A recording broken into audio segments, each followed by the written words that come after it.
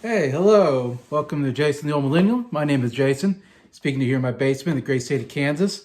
Today's video, I'm actually going to show some CDs that I got. So I'm calling this Jason CD Showcase for this video because I ended up buying quite a bit of CDs, as you can see over on my right over here, or my left, according to the video. Yeah, I went down to Vintage Stock in Kansas City, Missouri, in a kind of outdoor mall area called Zona Rosa. I go there quite a bit to get used, usually used vinyl, but I couldn't find any good ones today. So I went to the CD section and I was like, I'm just going to scour the whole CD section. And I went from A to Z and just picked up albums I really wanted out of that. So it was great. Got to come back with 14 CDs, in fact, which I got right here. So pretty decent amount for me. I don't usually come away with this many CDs, but I'm pretty happy with what I got. Definitely filled some holes in my collection that I really needed, and there's still much more I need to get. But besides that, I'm very happy to showcase this, and I will show each CD here on Jason the Old Millennial.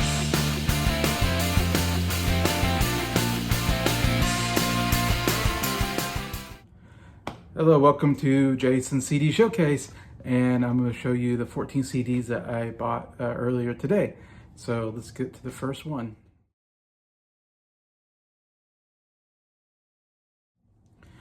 First CD I'm going to show is Babel by Mumford & Sons. There's the album there, as I showed in the back here. It's kind of cool fold out. There's a white horse for some reason. Interesting packaging. The CD comes out the side here, which I don't know how much I like that. I'm almost afraid it's going to fall out or something. It's not clicked in like on a normal CD case, but there's the CD itself. Babel. You probably heard this one from Mumford & Sons if you're somewhat aware of the band. I was somewhat aware of the band before when this album came out in 2012, by the way. So we're talking almost 13 years ago. That's crazy. I can't believe it's been that long. Because I remember that when this kind of came out and people were talking about it, and it was a huge hit for them, this album. It's their biggest album to date, as far as I know. I don't know a lot about Mumford & Sons. Haven't listened to a lot of their music. I actually came aware of this album because it did win Grammy Album of the Year for this 2012. I've gone through all the Grammy Album of the Years. I'm going to do a video at some point ranking all the Grammy Album of the Years of what I think are the best and worst of that bunch. And so that's why I listened to this, and I thought it was really good. By the way, this is their second studio album, and it debuted at #1. So it came out #1 when it came out. It's a huge, huge hit album. Sold a lot of records, like I said. Won Grammy Album of the Year. So, I mean, incredibly successful for them. Funny enough, I really haven't heard much of them since 2012. If they've been making albums, I just aren't aware of it, you know, and I don't pay attention to new albums as much, of course, and I don't know if that's the reason.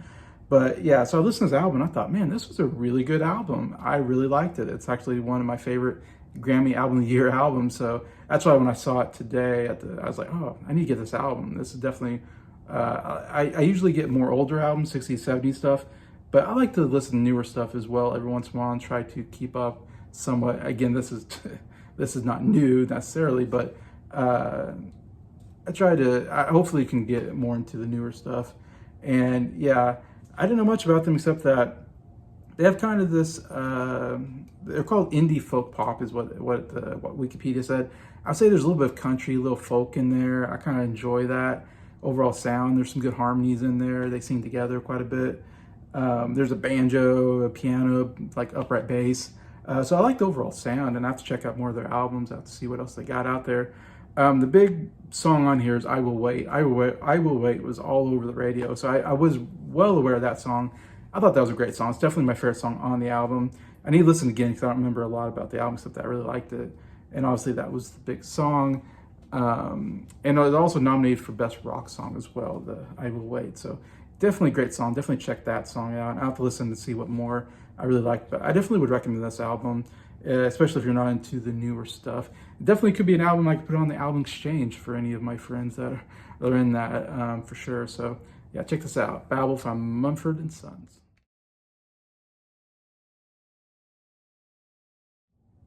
All right, the second album I'm going to talk about is Recovering the Satellites by Counting Crows. Um, I have a lot of nostalgia for this album because I actually had this album back in 1996 when it came out. There's the back there. I kind of like the green coloring is okay, and the CD itself is pretty cool. I like the kind of green, a little eerie. I don't know what's going on there. It looks like an alien in the background or something. But yeah, I bought this back in '96 when I was like 12 or 13 years old, and this was the second CD I ever bought. Not this one, but the one I had before. Unfortunately, I got rid of a lot of my CDs when iTunes became a thing, and Spotify and all this stuff. And I didn't feel like, why do I want to collect the CDs? They seem out of date, and it just takes up room. It's so unfortunate because now I love collecting CDs, and I wish I would have kept my CDs from the past. But so it's good. Now I bought this, so I rebought something I bought before when I was younger. So that's good. But yeah, the reason why I bought this the first time actually was for one song. Along December is my favorite song on the album. It's my favorite song from Counting Crows. I love that song. It's one of the few, like, maybe the only piano ballad they ever did. They didn't really do a lot of piano ballads. I'd say they're alternative rock band, definitely more guitar heavy and all that. Not real heavy rock, but a fair amount of guitar in their music and guitar solos and so forth. And overall, really great band. I really enjoy their overall sound, Counting Crows. Their lead singer, Adam Duritz, I think is one of the greatest rock singers of all time. And but yeah, Long December, I love that song. Oh my gosh, so catchy. It was all over the radio at the time. And so when I heard it on the radio, I was like, this is one of my favorite songs I've ever heard. And I went out and got this album. Like I said, it was the second CD I got. The first CD I ever got was What's the Story, Morning Glory from Oasis, another favorite of mine. And so because of this, I remember listening to this over and over again because at the time I only had like 2 CDs. So I was like either this or What's the Story, Morning Glory. So I was listening to those 2 albums constantly and fell in love with both of them. In fact, I gave this a 10 out of 10. It's my top 100 favorite albums of all time. I even talked about it on the album exchange. It was the first album I put out for the album exchange with Briar and Adam at the time. It was the 3 of us for the first one. And because I really want people to listen to this. I think this is such a great album. Again, not a lot of people talk about albums from the 90s that do, collecting and stuff like that. They usually like talking about 70s, 60s, 70s, 80s, and they don't go past the 80s a lot of times. And so this is definitely one of those where I'm like, man, there's some great stuff in the 90s. This is one of my favorite albums from the 90s period. So definitely wanted more people to listen to this and discover this like I did back in the day. And I'd love more than anything if someone would check this out because of my recommendation and like it. And I go, yes, I want people to hear this album. But yeah, absolutely excellent album. It was a second studio album, by the way, and it went #1. I believe it's their best-selling album to this date. And they don't really make a lot of albums anymore. They're kind of faded out a little bit. I did see them in concert though in I think 2018 or 2019. I think it was 2018. I saw them in concert. It was great. I got a really good seat, and there's a whole story behind that I won't go into, but I actually got a really good seat kind of up front in the concert, which was awesome. And they played like only 2 songs from his album, unfortunately. I could have heard the whole album live. I would have been happy. But they did play Long December, which again was their big hit, went #6 in the charts. The other hit song was Angels of Silences, which was also played heavy on the radio. And it's definitely the hardest rock song. It is a really guitar-heavy riff song, and it rocks. It's one of my favorite songs from them as well. And they did play that live as well, so that was cool to hear too. Of the best songs on the album. Catapult is also an amazing song. Their first song on the album. And it's crazy that it wasn't like a big hit, because I think that could have been a big hit. It's such a catchy rock song. But the whole album is great. Like I said, the vocals are great. Overall guitar work is great, and musically anyways. But yeah, one of the greatest 90s alternative rock albums out there. Definitely get it. I'm really happy I finally got this again. Can't wait to listen to it, remind myself of my childhood. So yeah, Recovering the Satellites by Counting Crows.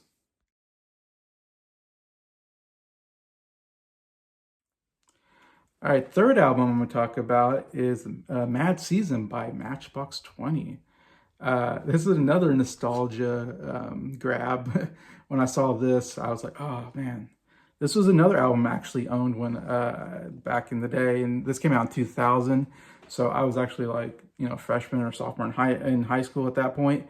And I did get this on CD back in the day. Yeah, it's one of the, probably, I don't know, within the first 10 CDs I ever bought. So it's an early CD that I got. 'Cause I was a big fan of the first. I had the first album on CD as well, Someone Like You, which I think was a really good album, their debut album. And so I was already a big fan. This, in fact, Matchbox 20 was one of my favorite bands of the 90s and early 2000s period. I love their overall sound. Rob Thomas, great vocals. Wrote really catchy rock music that I really enjoyed. And I'm really only familiar with the first two albums. I had the first two albums on CD, and then I didn't get any of the other ones. So I'd love to go into that at some point and listen to more of their music. But yeah, I remember this came out in 2000. I was so excited. Another Matchbox 20 album, and I got it, I remember, and really liked this album today. I need to listen to it again, see how I feel today, if it still holds up and all that. But this, yeah, 2000, it's their second studio album. It went number 3 in the charts, so it did very well. I think it was overall very well received album from Matchbox 20. The first two albums, like I said, are two really good albums I would recommend to anybody that would love to listen to Matchbox 20 or get into them. I think definitely one of the best bands of that period. I put them in the 90s Rock and Roll Hall of Fame when we did that video, me and Jacob, because I was a big fan of this group. They had two big hit songs on the radio. The first one was Bent, and that was the first song I ever heard from this album. I remember hearing that.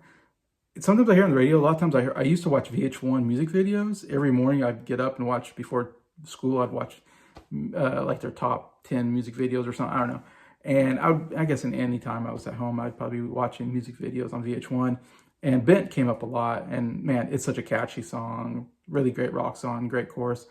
That was one I was definitely, when I heard that, I was like, yeah, I definitely need to get this album. I love that song. Back in that day, if I heard one good song, I'd buy the album, not knowing if the rest of the album was good. But that was back before we had Spotify, and I could hear the whole album and decide if I want to buy it or not. But yeah, big hit. The other song was If You're Gone, which went number 5 in the charts. Another excellent song. Another one of their more ballad type songs that they did very well, and very deep lyric meaning and all that. Excellent song, but I do know Mad Season, the title song, is really good too. That might be my favorite song on the album, to be honest. It's another excellent rock song on here. But yeah, definitely recommend Mad Season by Matchbox 20.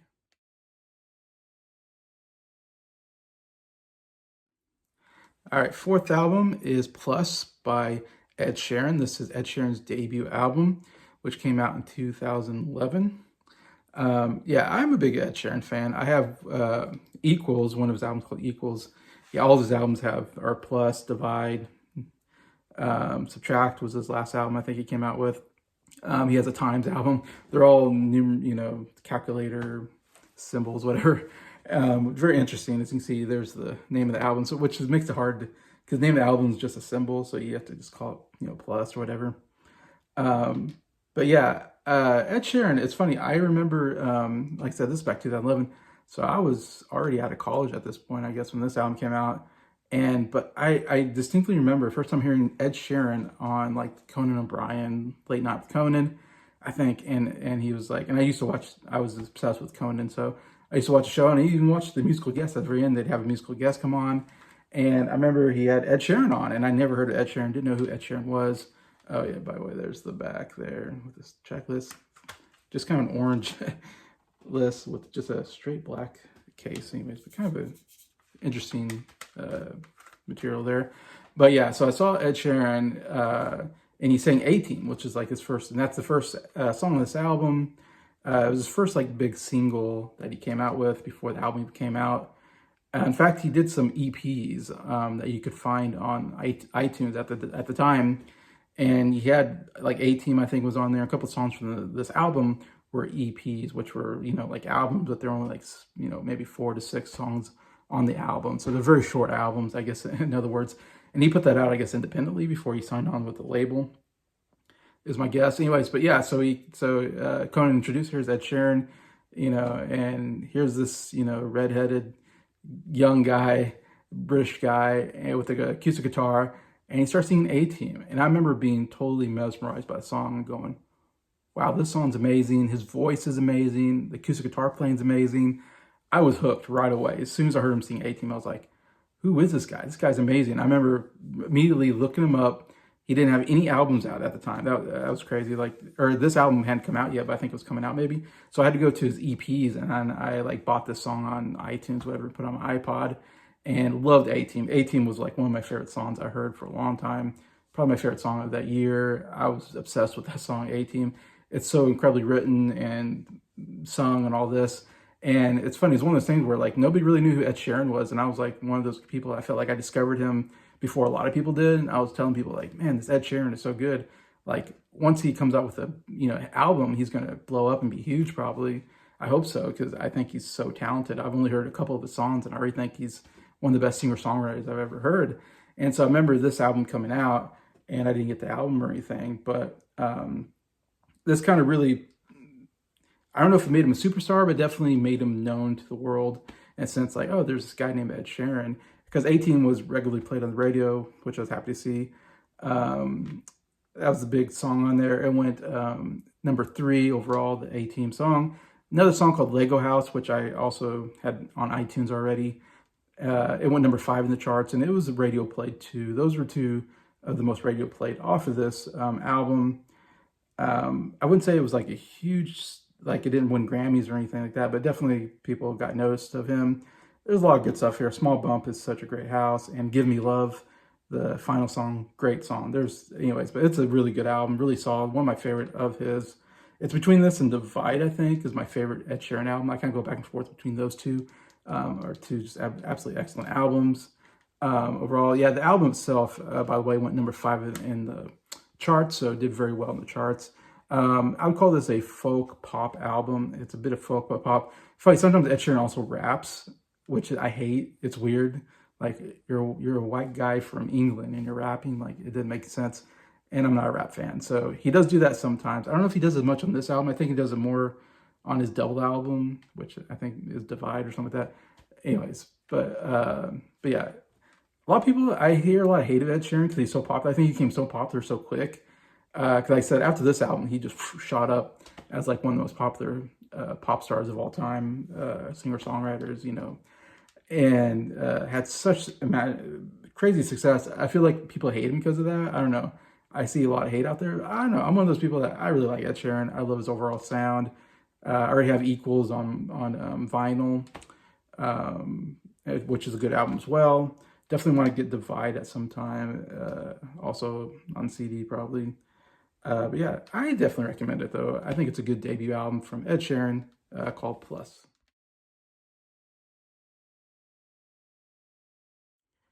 All right, my 5th album is probably the most obscure album on my list, so I'll kind of explain it. But it is called Alfie by Alfie Boe. And of course, that's a picture of him right there. Really cool picture, actually, really nice. This is like the only CD that doesn't have any scratches or any cracks in it.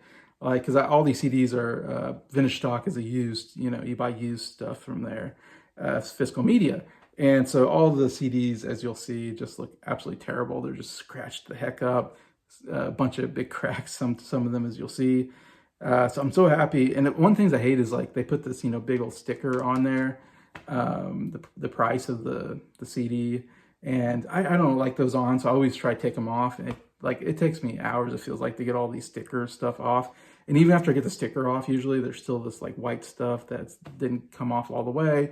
And even I have to work hard getting that off, then you get this really sticky stuff, and I hate it. So this is like one of maybe 2 CDs that I got that's like, man, it's so clean, no scratches. I love it. Wish I could get all of them like this. Anyways, besides that, yeah, Alfie Boe, you probably never heard this guy. He's not as well known, especially amongst people that collect, vinyl and CDs as much. I became aware of him because I love Les Miserables. After I saw the movie Les Miserables, the big one with Hugh Jackman, I love the music so much because I didn't know anything about the music or the story. I knew the story because I've seen another movie before, but I never heard the music before. And man, the music was so good in that movie.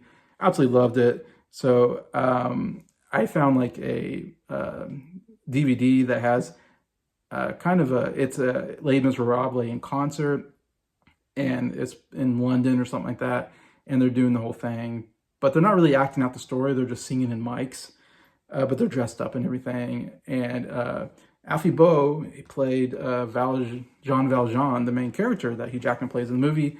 Yeah, he played him. And man, I loved his voice. And his performance was great too overall. But that's when I didn't know who he was, but I was like, man, this guy is amazing. And I looked him up and I was like, Alfie Boe, okay. I don't know if that's how you pronounce his name. That's my guess. He's English, of course. but Alfie's like such an English name. But yeah, I looked him up and he had some music on, he also made some solo CDs or solo albums. And so I was like, oh, so I checked him out, I think, on like, I don't know if it's iTunes or probably iTunes at the time or something like that, to check out some of the music. And man, I love his voice. This is definitely a musical theater album. It has, not all, but mostly it's songs from musicals. And I like musicals, so, but he's one of the best singers I've ever heard in my life. I mean, it's like, if you like Josh Groban, I would say that's maybe a comparable singer that's more well known. He has kind of a Josh Groban style voice, I would say.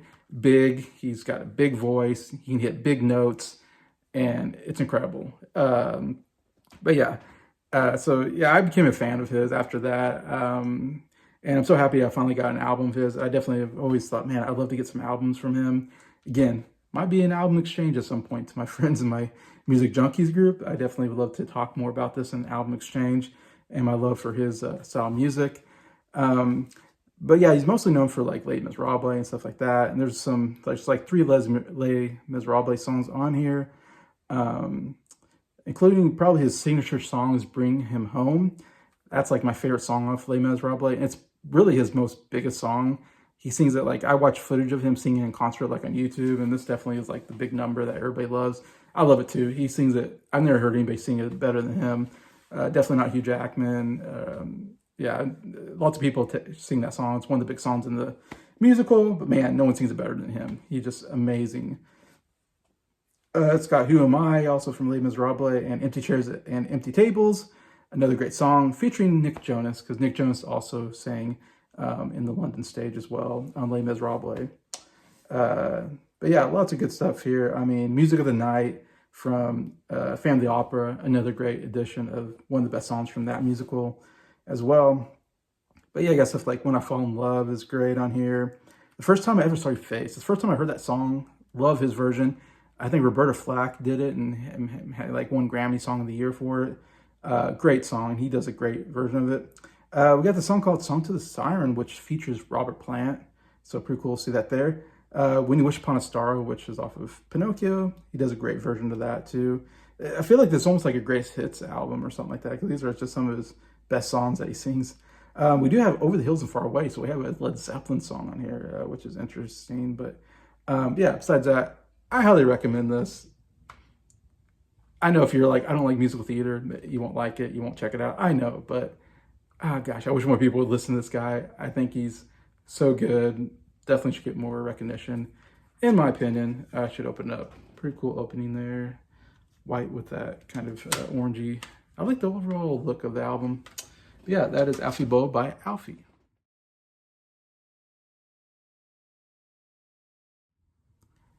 All right, 6th album is an album called Coming Around Again by Carly Simon. Yeah, I like Carly Simon. She's one of my favorite female singer. Really from about the 70s period. It's kind of where she started out, getting well known with songs like Anticipation and You're So Vain, obviously. So this is a little bit of a later album. This is her 13th studio album. This came out in 1987. So this is definitely kind of it's a really good album. I think it was a big hit album for her that came out later, because a lot of her bigger stuff, like I think Secrets was her big album in the 70s, but a lot of her big stuff more came in the 70s period, I think, and maybe early 80s, I don't know. So it feels like this is, I don't know, I haven't delved into her too much, but I get the feeling this is probably one, like maybe her last really big album that she came out with that had a lot of hits on it. And yeah, if you haven't heard it, you might not know, if you don't know Carly Simon very well, this got some really great stuff on it. Carly Simon's a pop singer. She sings, I say, kind of pop singer that plays piano and has an incredible voice. Like I said, one of my favorite female singers of all time. One of my favorite voices overall. But yeah, definitely this is a good album to check out. I definitely have to check out like her, I think Secrets album is definitely like one of the big ones, which I don't have any. This is the first Carly Simon album I've gotten. And I was happy when I saw this, because I was like, oh, good. I love that. I love to, get albums from different artists. So I'm glad I got a Carly Simon album now. Definitely need to check out more of her work, like I said. But this was her 13th studio album, like I said. Went number 25 in the charts. And the title song, Coming Around Again, was her big hit off of here, which went number 18 as well. And it's a great song, really great. Like I said, great pop song. And what I know about this album, I should say, is I'm aware of this album because my mom had the live like concert on, I don't know, some VHS, must have been VHS at the time. And my mom must have been a big fan of Carly Simon, I guess. I don't hear her talk about that much nowadays, but she must have loved this album or this VHS tape she had, and she used to play it quite a bit. I remember because I was a kid, I was a little bit of a young kid. I remember her putting this in, and Carly Simon, and it's at Martha's Vineyard. Very beautiful scenery, all like on the coast, and she's outside, and there's like she walks outside on like on this long, like runway patio thing, and she goes to her piano, and the wind's like blowing her hair. It is a cool kind of concert footage, I think. That'd be fun to see if I can find that again. But that's where I heard most of these songs, because I remember I was watching this video with my mom or something when I was a kid, and she played all the songs, I believe, on this album in that concert. And lots of great stuff that even as a kid, I was like, man, this is good music. Before I really got into probably majorly into music at the time, like the Beatles or whatever. And so a lot of those songs stuck with me. Even today, I can still remember her, what she looked like, the setting, everything in that video. And I look at what's on there and I go, oh yeah, I remember that song. I can hear it in my head, all these songs. But like I said, Coming Around Again was really great. Do the Walls Come Down, amazing song. Another super catchy pop song. I say pop, they're not real super poppy. She's a little more slower paced, I would say, but not real ballad either. But yeah, that's a great song. The Stuff That Dreams Are Made Of, amazing song. All I Want Is You, great. And Two Hot Girls on a Summer Night. I mean, those are just amazing songs. And the last song is Itsy Bitsy Spider, which are like, Itsy Bitsy Spider, the children's song? Yeah, the children's song. But she makes it sound pretty good. And it actually was like a single that she put out. And she has kids singing with her. It's pretty cool. Overall, yeah, this is a great pop album and a great like later album, late 80s album for Carly Simon. And really shows how she's just one of the great singers. Definitely recommend this one. Coming Around Again by Carly Simon.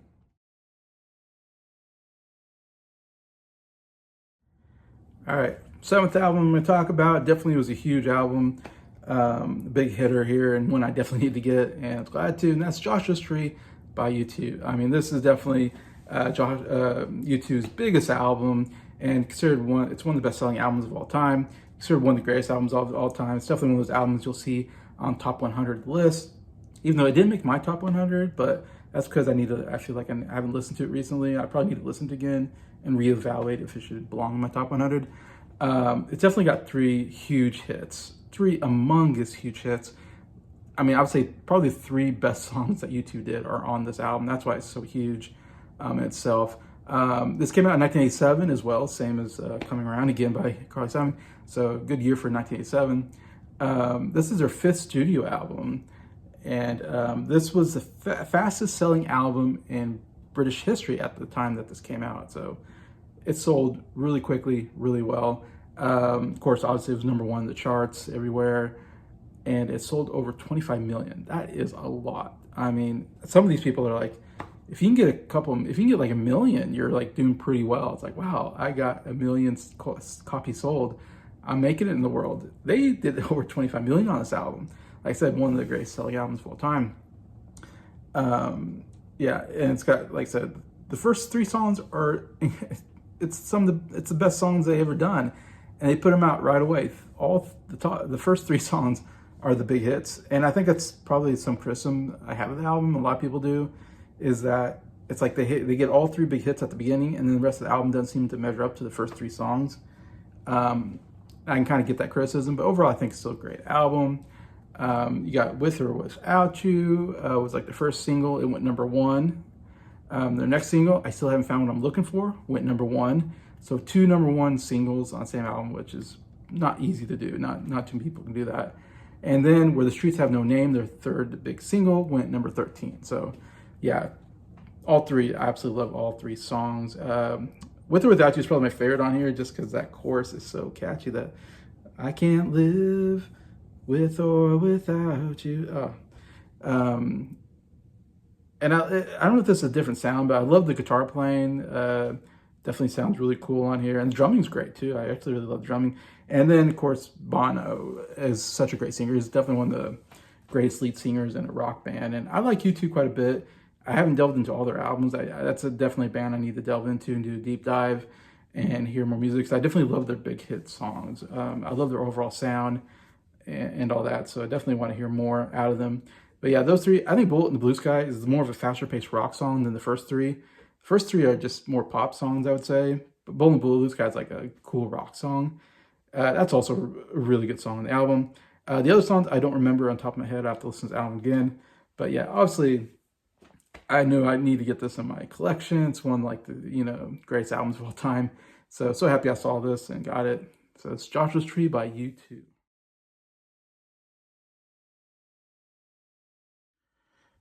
All right, I picked up 3 Aerosmith albums. Yeah, I went to the A's and like I said, and went all the Z's. So when I got in the A's, there's a fair amount of Aerosmith albums there, and I don't have any of them. So Aerosmith is a band that I've done a deep dive on. I haven't done it on the channel yet. That's one I'll do in the future. And we did kind of a deep dive on, I think, Jacob Martin's channel. We did a deep dive and talked about Aerosmith on his channel like a year or two ago. Anyway, so that's a band I've been wanting to talk about for quite a while. I haven't gotten to yet. And need to say, I've always known Aerosmith growing up. Their songs were on the radio, I guess 70s, 80s hit radio, whatever. And anyways, so I would say I was a major fan, but I was a fan of a lot of their music. Steven Tyler, again, one of the greatest lead singers, incredible vocals, and kind of a strange fellow. But anyways, so when we did that deep dive, I came across a lot of CDs I really like. And I like Aerosmith a little different than other people. I don't like the early period so much. They're more hard rock, more bluesy rock stuff. I love their more popular rock that came out in the late 80s, all the way into the 2000s, in fact. I thought they came out, that's some of my favorite stuff. And I've talked to a lot of people that like Aerosmith and they hate the later stuff and they love the earlier stuff. I'm the opposite. I don't like their earlier stuff. I love their later stuff. And I think that's just because I'm more of a pop rock guy than I am a blues rock guy or hard rock guy. So that's why I feel a little different. So yeah, I got 3 of their CDs. First one, number 8 on the list, or the 8th I'm talking about in this video, and that's Just Push Play, which is their latest album I've got so far. This came out in 2001, and this is kind of almost like a second comeback for them, which is very interesting because they had, some success in the early 80s or late 70s, early 80s or whatever. And then they kind of had a couple albums that didn't do very well, and they kind of disappeared. Then they came back in the late 80s with Permanent Vacation. It was a huge, huge hit, probably their biggest hit album. And it kind of revitalized their band, and they were breaking up too at the time. So it kind of got them back in. And then they did a number of really good albums, I thought, in the 90s, actually. And then they kind of faded out a little bit of popularity because they're getting a bit older. They're not in the mainstream anymore. But then a movie called Armageddon came out, and they performed a song called, now I'm forgetting the name of the song. I Don't Want to Miss a Thing, sorry. So they do the song I Don't Want to Miss a Thing, which I love that song. It's one of my favorite Aerosmith songs. And it gets nominated for Best Song and didn't win. I thought it should have won. And by the way, it was written by Diane Warren. It wasn't written by Aerosmith, but Aerosmith did it. But written by Diane Warren, who's been nominated like 20 times and has never won an Oscar. Should have won, I think, but I was a little disappointed. I remember watching the Oscars and be disappointed that they didn't win because I love that song. It was all over the radio. It was in that movie. And I was a big fan of Armageddon. I saw it in the movie theater. I really enjoyed that movie. But anyway, so that song was so huge. It felt like it kind of brought in, like I said, a second comeback for them, interesting enough. And so then the first album they came out with after that big hit song was this album, Just Push Play. And they had one huge hit on it. Well, I should say, this is the 13th studio album. So like I said, this is, getting towards the end of their career. But yeah, came out with, I think, a really good album. This was number 2 in the charts.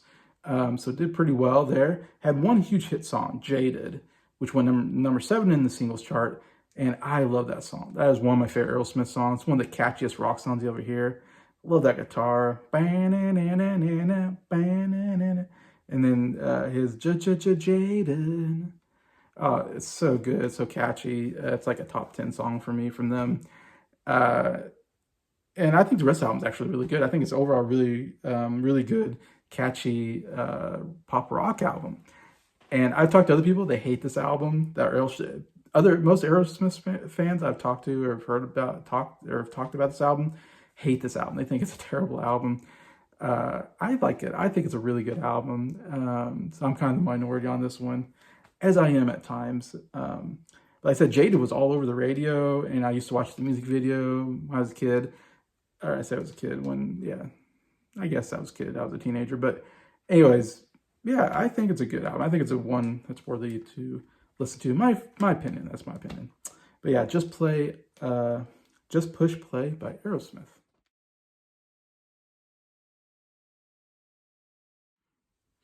All right, the ninth album I'm talking about, another Aerosmith album. This is Get a Grip by the band. This came out in '93. Like, this part of that '90s, their second comeback, or the first comeback, I'd call it. Their '90s pop rock kind of period that people don't like, but I really like. Another really good album with a lot of great songs on it. This is their 11th studio album, and I think this is their best-selling album, actually. It sold very well. Sold 20 million copies. Like I said, a couple million is pretty good for any band. 5 million is really good. 20 million is great. Like, so really great selling album for them. Big hit for them overall. It went #1 in the charts, of course, and had 4 pretty big hits on here that were radio hits. I believe at least 3 of them were pretty big hit radio hits. Starting with Living on the Edge. Living on the Edge is one of the best rock songs they ever came out with. This went #18 in the charts, and it won a Grammy for Best Rock Performance. So they won a Grammy off of that song, Living on the Edge. If you haven't heard it, definitely one of their top songs. I actually kind of heard the song first by Weird Al Yankovic. Weird Al Yankovic has a song called Living in the Fridge about food that went bad in the fridge. Anyways, very funny song, really good interpretation of this song, Living on the Edge. I heard that first, and I was like, what is this song? And I was like, Living on the Edge, I don't know that song. And I heard it, Living on the Edge, and I was like, oh, I like the song. I think I like this because I like Living in the Fridge. But anyways, one of the big hits. Also has Crying. Crying is their biggest hit off of the album. It went #12 in the charts. Very catchy song. And it also has a song called Crazy, and it went #17 in the charts, which was also a pretty big hit for them. And a lot of people make this joke about Crying and Crazy sound like the exact same song, and they do. If you, like, one's like, I was crying when I met you, and the other one's like, crazy, crazy. It's like, it has a similar sound to it. But I like both songs. I think are great. Some of my favorite on the album. And then Shut Up and Dance also came off the album. It went #24, and I don't know if it's Radiohead, but it was on Wayne's World 2. I first heard it on Wayne's World 2. At the very end of Wayne's World 2, they put on this kind of Woodstock type concert called Wayne Stock, and Aerosmith shows up at the end to play in this concert. And the movie basically ends on a Aerosmith singing Shut Up and Dance on stage. And yeah, really good, catchy rock number. Yeah, so 4 great songs off this album just right there. Overall, another great rock album from Aerosmith. Yeah, Get a Grip.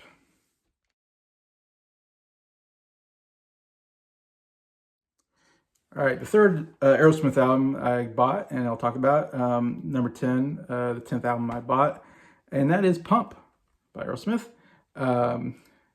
Yeah, as you can tell, their imagery is a little risque, so to say, a little strange. But this came out in 1989, so this came out, I think, right after Permanent Vacation. So this is like after Permanent Vacation gave a huge hit and brought some huge songs for them. They kind of rode that train for, like I said, the next decade almost, and put out some good albums, including this one, Pump, another favorite album of mine from Aerosmith. This was their 10th studio album, so this is right before Get a Grip, I think right after Permanent. That's a great, Permanent Vacation, Pump, Get a Grip.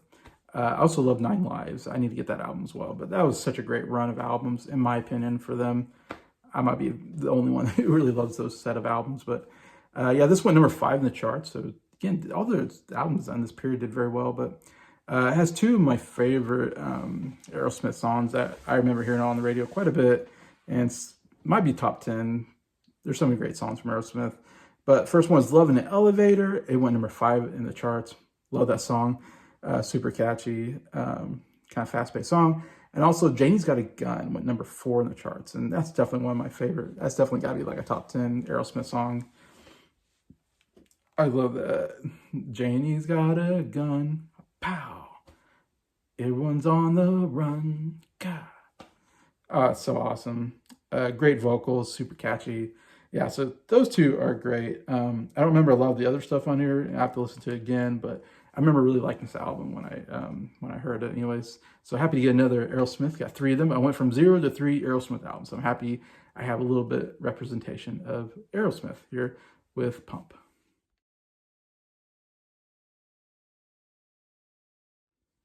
All right, for the 11th album on that I got, this is Phil Collins' biggest album that has no jacket required. And this is probably the worst looking album. Look at that. It's all scratchy. It's got a huge, oh God, it's terrible. I hate it. But anyways, yeah, this is, I mean, I'm so happy to find this because I already have my three favorite Phil Collins albums. I have two of them already, and this is the third one.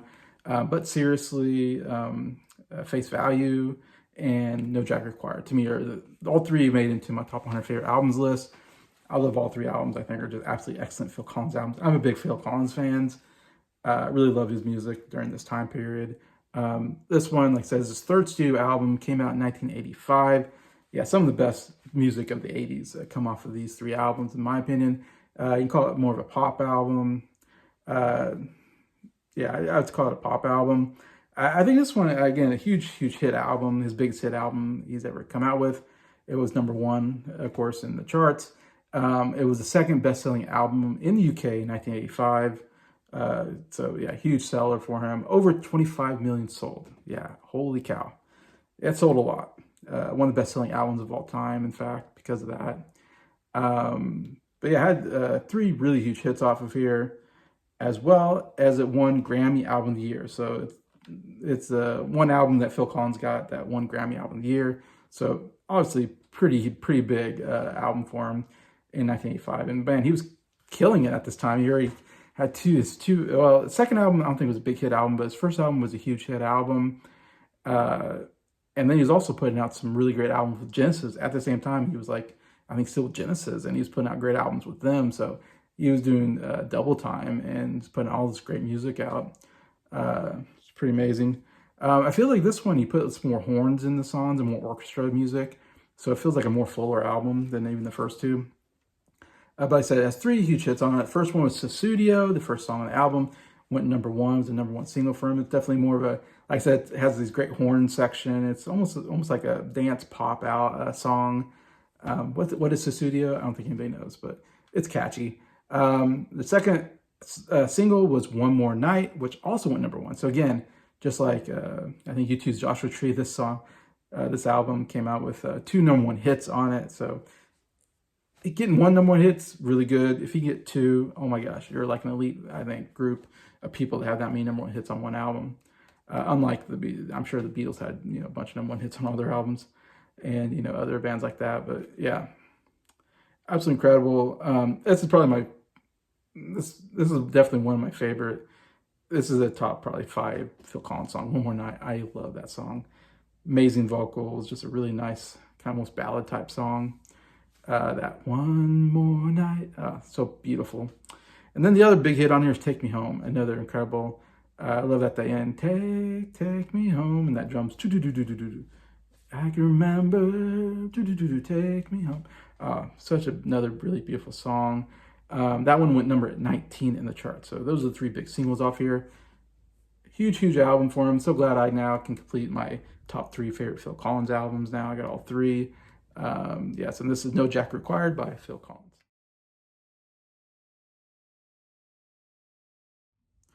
So I'm not done talking about Phil Collins yet, because the next album I got on here, the 12th album on my list, and that is We Can't Dance by Genesis, which came out in 1991. So this came out after No Jack Required, was a huge hit for him, and so he's still putting out great work with Genesis. This is actually Phil Collins' last album with Genesis. He quits the band after this one. This is their 14th studio album. They actually make one more album after this, Calling All Stations, which didn't do very well because it didn't have Phil Collins on it.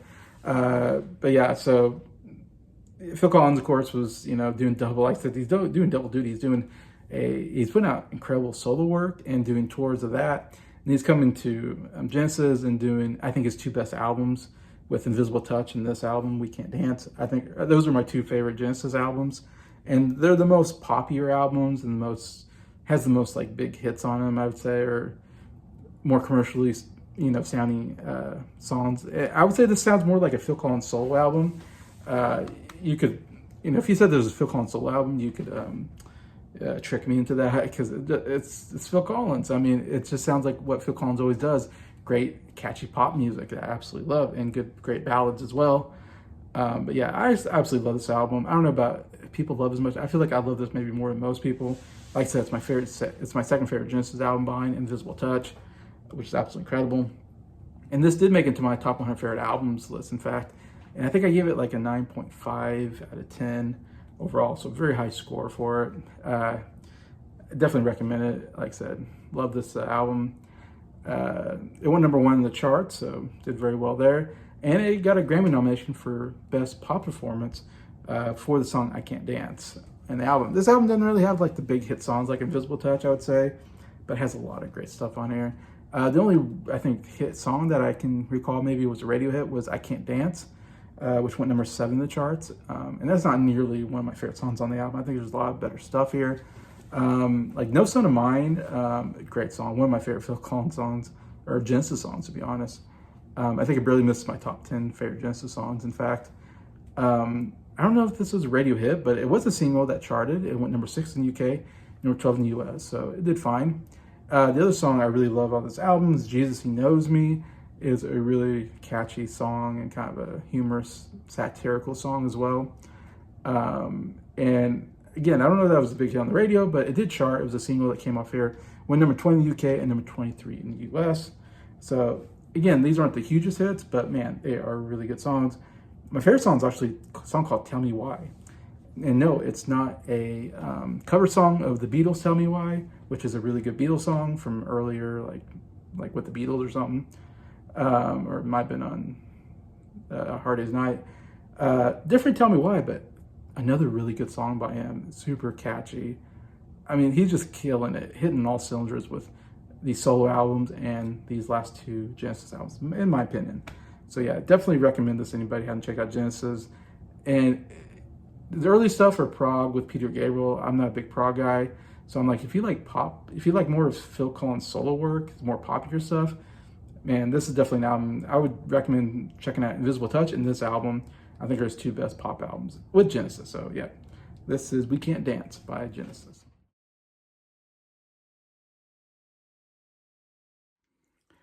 All right, for the 13th album that I bought, I have Blood on the Tracks by Bob Dylan. Yeah, one of his biggest albums. Currently my third favorite Bob Dylan album. Really love this album. Definitely an album that made it into my top 100 favorite albums list. Yeah, definitely considered one of his biggest albums. I feel like this and Highway 601 Revisited and Blonde on Blonde, I feel like those three are definitely the three albums that I talked about quite a bit and are going to be on like any top 100 favorite albums list. You're going to hear this album on there. Definitely for me too, like I said, I really like this album. This came a little bit later. I usually like his early 60s period. It's been my favorite period of his. 63 or 64 to, 66, 67, whatever. That period I really quite enjoy. But this came out in 75, so this is a little bit later album for him. But man, still some of his best music, in my opinion, on here. This is definitely a folk rock album, of course. It only has maybe two kind of big hit songs on here. He didn't put out, it was a #1 hit album. It's his 15th studio album, by the way, 15. So, and he's put out I'm sure he put out 30 some albums probably by now. Fun fact, I heard that he's coming to Wichita, Kansas this spring. Should I go see it? Maybe, even though he can't sing. It'd be kind of cool to hear Bob Dylan live. But anyways, yeah, so it was a #1 album. He only put out one single, and that is Tangled Up in Blue, which is definitely the biggest song on here that I think I've heard the most, which only went #31 in the charts as a single. So no big hit singles on here compared to some of his other songs, but Tangled Blue is still a really excellent song by him. Like I said, probably the most recognizable song on this album, I feel like, in some ways. And but yeah, overall, yeah, it's only 10 songs on here. Very catchy stuff, actually. A song I really love on here is a song called Lily, Rosemary, and the Jack of Hearts. It's the longest song on here. It's 8 minutes, 50 seconds. I don't know, it's really catchy, I think. And it's like one of those songs, it's long, but I don't mind it. I'm just enthralled in it. Like, man, I'm just enjoying his overall melodies and the chorus and everything, which is not much of a chorus, but it's still great. If You See Her, Say Hello, another absolutely excellent song. Really one of his best, like almost poppy or catchy commercial sounding songs. Really great. And then my favorite song on this album and the other big kind of hit song on here, and a song I would say is definitely like a top 5 favorite Bob Dylan song, and that's Shelter from the Storm. Oh man, I love Shelter from the Storm. I just love the overall sound of the verses, but then he gets to that chorus, I'll keep you shelter from the storm. And that's how like every verse ends with that. She told me I'll keep you shelter from, that's like how every single verse, and there's like a bunch of verses and they all end that way. And, oh, it's so great. Absolutely love it. Like one of his absolute best songs on here and of all time. And even Buckets of Rain, I think, is actually a really cool song. But yeah, lots of great stuff. A lot of great deep cuts on here, like I said, and like 2 of his maybe big hits on here. But yeah, definitely an album I have to recommend. Right now, I'm so glad I got a little bit of a collection going now, Bob Dylan, especially after I saw A Complete Unknown. It was my favorite movie last year. Really love getting into more Bob Dylan. I have the Times They're Going to Change. I got Another Side of Bob Dylan. I got Blonde on Blonde. And now I got this. So I got 4 of them. I need to get Highway 61 Revisited. That would be my top 5 favorite albums from him anyways. But yeah, definitely one I know probably most people have on their list. So glad to get this on mine. Blood on Tracks by Bob Dylan.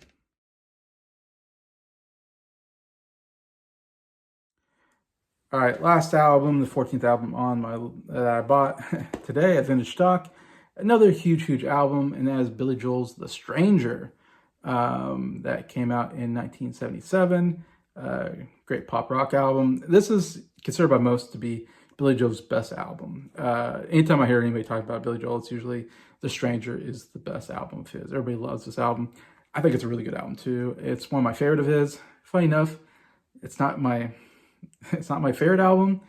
It's not my second favorite album. It's not even my third favorite album. I would say it's like my 4th favorite Billy Joel album so far.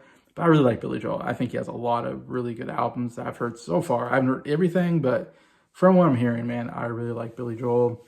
Obviously, I've always been a big Billy Joel fan ever since I heard Piano Man on the radio. Love that song. One of my favorite songs of all time. Sorry, excuse me. This 5th studio album that came out, it went number 2 in the charts. Yeah, it didn't go number 1. I'm guessing there was probably a big album maybe that came out that kept him from number 1, but it's like, wow, how did this not go number 1? It's kind of interesting. But one of the best number 2 charted albums probably out there. But this had like 4 absolutely huge hits on it that were huge on the radio. That really what makes this such a great album. Starting with the first song, Moving Out, Anthony's song, went number 17 in the charts. One of the most catchy songs he ever did. That ooh, moving on out. That ba-da-da-da. Lots of great horns, sax, lots of great saxophone on this album, including that song. Probably my favorite song on the album, one of my favorite all-time Billy Joel songs, maybe the biggest song on the album, is Just the Way You Are. Man, love that song. Great love song. I love you just the way you are. Oh, absolutely amazing. It won number 3 in the US, number 19 in the UK, and it won 2 Grammys for Song of the Year and Record of the Year. So yeah, I won him 2 Grammys for that song. That's how great that song is and how popular it was. And I agree, it's an absolutely amazing song. Another great hit on here is She's Always a Woman, went number 17 in the charts. Another absolutely amazing kind of love song. Yeah, just great, amazing vocals. Another, yeah, huge radio hit. Love that song as well. I mean, this is some of his best work. That's why it's such a big album. And then the last one, Only the Good Die Young, went number 24. Another, again, love the saxophone. One of the greatest saxophone solos. It is such a fun kind of rock song, really upbeat. Billy Joel's love his vocals on here. And the whole song, I think, is kind of funny in a way. You know, it's just about a guy who's trying to sleep with a Catholic girl. And he's saying, only the good die young. So don't be good. The good die young. Be bad and you'll live longer. Not true, but I don't know. I kind of enjoy the overall song. Very catchy, fun song, in my opinion. But yeah, those are 4 of the big hits on here. The songs, was it From Italian Restaurant? Scenes from Italian Restaurant is another song that people love. I need to listen to it again. If I remember right, it's kind of a long song. I've always been critical of it because it feels a little too long. But I know a lot of people say that's their favorite Billy Joel song, or at least their favorite on the album. So yeah, lots of great stuff here. I'm so glad I found it's the only Billy Joel album I have so far. I definitely need to get like Glass Houses, 52nd Street, Cold Spring Harbor. Love those albums as well. Definitely need to get myself a Billy Joel collection. So it's good to have a first album from him to start that collection. So this is The Stranger by Billy Joel. So those are the 14 albums I bought today at Vintage Stock. Probably biggest haul I've done in one day. And luckily they're used, so they're all like $3 to $5 a piece. So that's why I was able to buy so many. And I was so glad to add all these albums I really needed in my collection. I felt like, anyways, but I'm gonna do a quick recap just to say what I got. I got Billy Joel, or The Stranger by Billy Joel, Blood on the Tracks by Bob Dylan, We Can't Dance by Genesis, No Jacket Required by Phil Collins, got Pump by Aerosmith, we got Get a Grip by Aerosmith, and we got Just Push Play by Aerosmith. We got The Joshua Tree by U2. We have Coming Around Again by Carly Simon. We got Alfie by Alfie Boe.